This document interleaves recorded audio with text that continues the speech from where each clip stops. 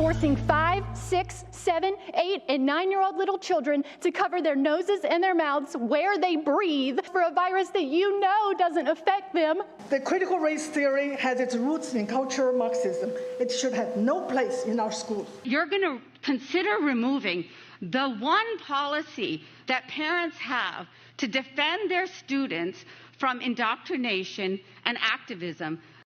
Unbelievable. Scenes like this playing out in school boards nationwide as parents fight to have their say in the child's education. We've been showing you this. But now the Department of Justice is tapping the FBI to stop threats against school staffers. This comes just a day after a prominent school board group wrote a letter to President Biden comparing the threats to domestic terrorism and hate crimes. And he reacted. Fairfax County, Virginia parent Asra Nomani joins us now. She's the Vice President of Parents Defending Education. I noticed your shirt. I'm a mom, not a domestic terrorist. And the reason why that's necessary is the DOJ is encouraging education officials to report parents they see as a threat to the FBI National Threat Operations Center. So that act, sadly, that shirt is appropriate. What's your reaction to this change of events? Oh, it's outrageous what the federal government is doing now. We have parents right now waking up from sea to shining sea to bring their children to school, to urge them into the day. And what has happened now is that the federal government and the National School Board Association has declared a war on parents. All we have done over the past year is stand up and speak up for children.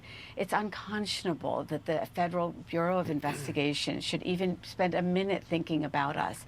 We all reject violence, and all we want is to protect our kids, because we are parents. We are mama bears and papa bears. We are not domestic terrorists, and the government needs to get us and working with them, and they need to listen to us. They need to stop demonizing us. Yeah, I want to let you know. Here's an excerpt from what the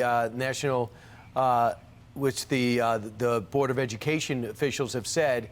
The CRT is not taught in schools, they say. Many school officials are facing physical threats because of propaganda purporting the false inclusion of CRT within classroom instruction. Critical race theory is not taught in public schools.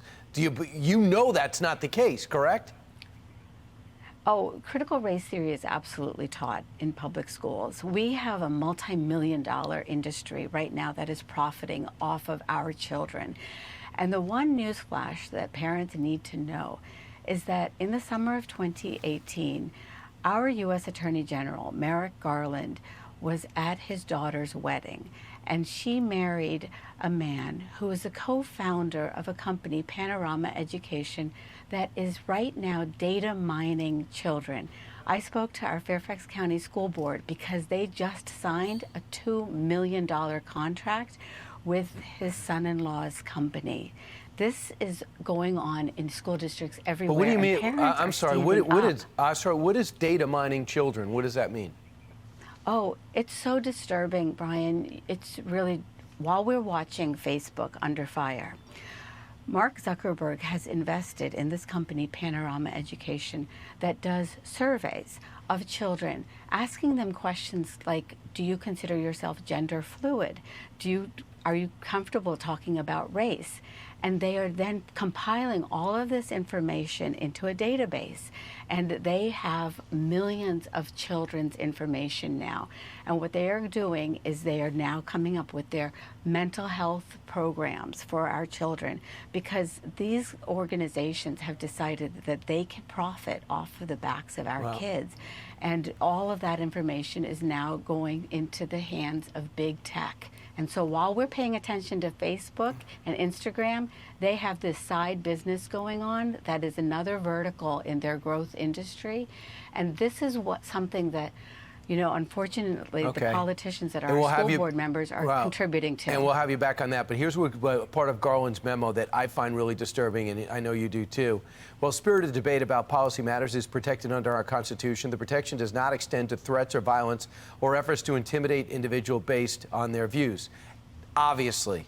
But it's how you characterize what a threat is. If I'm emotional and I say I'm upset that the curriculum my son or daughter is bringing home, and someone says, I feel threatened by that, are they going to follow you home and lock you up? Are you going to have to go get an attorney?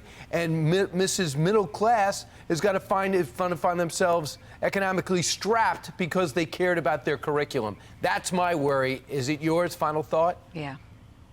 Oh, absolutely. I mean, we should not have to worry about the FBI knocking on our doors when we raise questions about our school boards and how they're running our school systems.